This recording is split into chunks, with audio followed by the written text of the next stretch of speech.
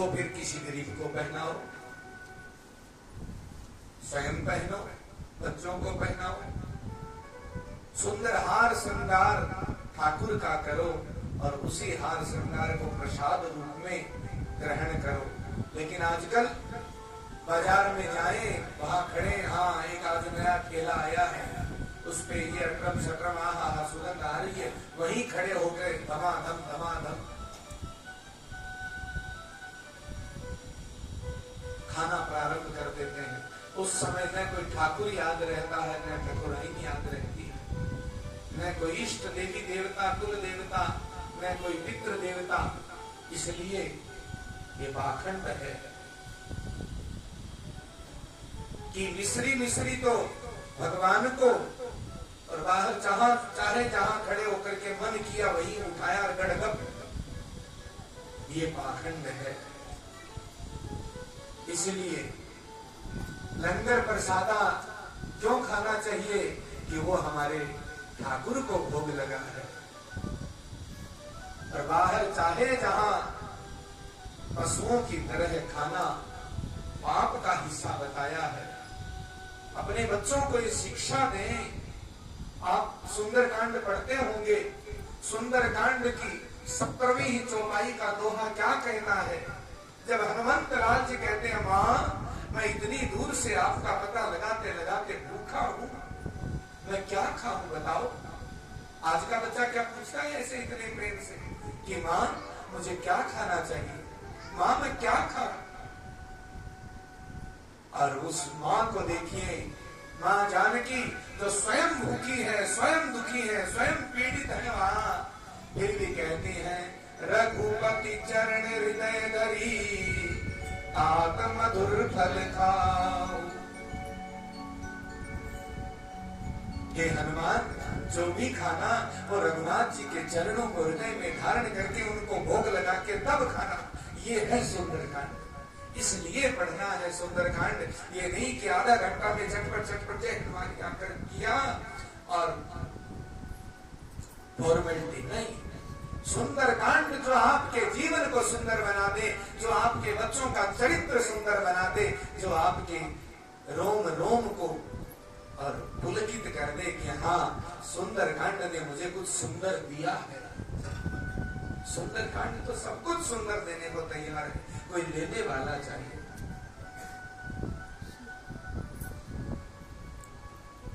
लेकिन बुरा न मानिएगा, आजकल सबसे ज्यादा सुंदरकांड मंडलियां बनी हुई हैं, लेकिन सुंदर कैसे होना चाहिए ये विचार नहीं है। दिखावा कैसे होना चाहिए ये तो सबके मन में है।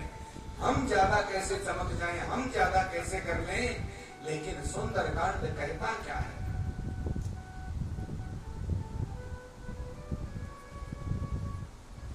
तत्राश्चर्यं मया दृष्टं श्रूयतां तन्मुनीश्वरा एका तु तरुणी तत्र विषण्णा खिन्नमानसा। नारद जी कहते हैं, मैं तीर्थ यात्रा सत्संग ढूंढते ढूंढते और जा रहा था तो वृंदावन में प्रवेश कर गया। सब जगह मैंने देखा कि भक्ति सत्संग की कमी थी, लेकिन वृंदावन में प्रवेश किया तो मेरा मन कुछ प्रसन्न हुआ। वृंदावन मेरे श्यामा श्याम की धरती है, वहां का लता पता भी राधे राधे कहता है, भक्ति से सराबोर है। लेकिन जो ही मैं आगे बढ़ा त्यों ही एक आवाज आई, भो भो साधो क्षणं तिष्ठ मच्चिंतामपि नाशय दर्शनं तव लोकस्य सर्वथा गहनं परम। हे महात्मन, हे साधु देवता, थोड़ा रुकिए रुकिए रुकिए, आपके दर्शन करके और मेरे भी पाप दूर होंगे, मेरे भी कष्ट दूर होंगे। आप, मेरा सौभाग्य है कि मुझे आपके दर्शन हुए।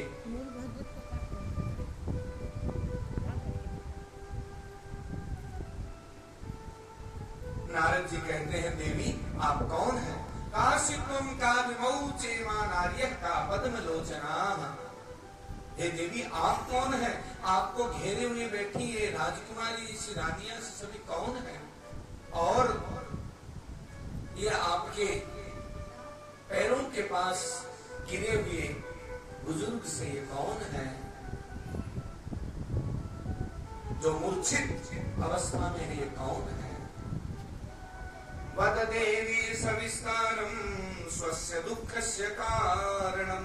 और अपने दुख का कारण बताओ हे देवी।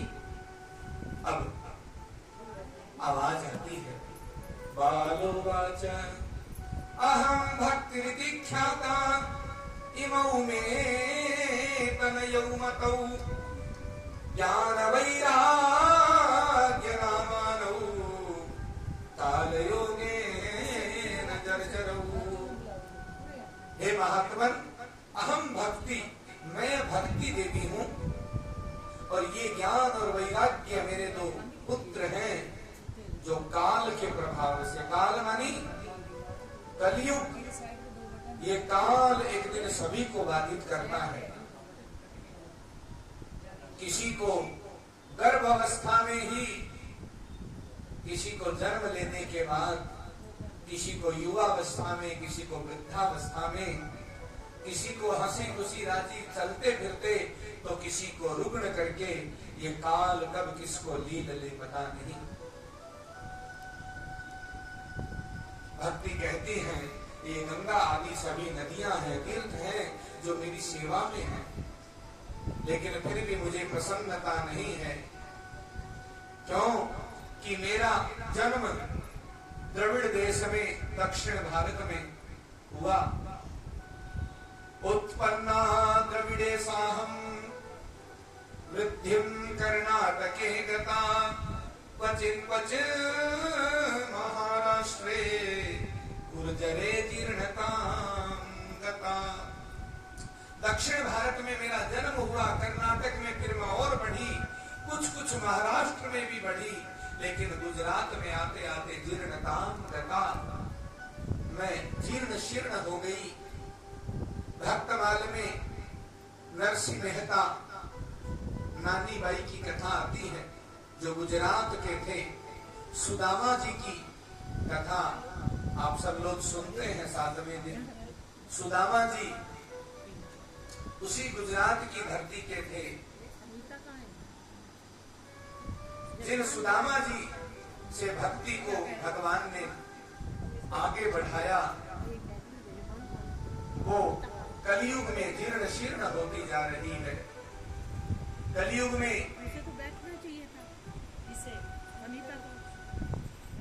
ज्ञान वैराग्य की आवश्यकता लोगों को है नहीं, और गुजरात तक आते आते भक्ति भी जीर्ण शीर्ण हो गई। और यदि ऐसा ही रहा तो हे नारद जी, विदेशम गम्यते मया, मैं इस देश को छोड़कर के विदेश चली जाऊंगी। कई बार आपने देखा होगा विदेशों में लोग कीर्तन कर रहे हैं, पूजा कर रहे हैं, अर्चन कर रहे हैं, झूम झूम करके ज्ञान ध्यान तक, यहाँ तक कि बड़ी बड़ी यूनिवर्सिटीज, कॉलेज, शिक्षा के केंद्र, वहां गीता रामायण हमारे शास्त्रों पे शोध चल रहा है। और हमारे यहाँ मंदिर जाके कोई राजी नहीं। तीर्थ आश्रम में सात्विक शुद्धता से जाना आना तो छोड़िए, तीर्थों का महत्व हम भूलते जा रहे हैं। क्योंकि घर में वैसा संस्कार नहीं मिल रहा। सुबह उठते ही बच्चे को, छोटे से बच्चे को किड्स प्ले स्कूल में, और उसके बाद खेल कूद में या ट्यूशन में, वहां कोई सिखाने वाला नहीं है कि धर्म क्या है, संस्कार क्या है, माता पिता बड़ों का सम्मान क्या है, संत ग्रंथ मंत्र और भगवंत की कृपा कैसे पाई जा सकती है। ध्रुव प्रहलाद जैसों को गर्भ में मिल गया, बचपन में मिल गया, ये जजमान हम क्या है, करेंगे, इसे कब सुननी चाहिए करेंगे? बात की। हम बच्चों को न गर्भ में शिक्षा देते हैं, और बुरा न मानिएगा, तो इसको गर्भावस्था 4 बजे में तक रख के 3 घंटे की छुट्टी दे दिया। चेकअप करवाने जाते हैं और डॉक्टर 5-7 महीने का आराम बता देता है। कोई काम भी नहीं करना और लेटे लेटे मोबाइल और टीवी में ऐसी ऐसी चीजें देखना सुनना, वो सब दुष्प्रभाव उस बच्चे पे पड़ता है, उस गर्भ पे पड़ता है।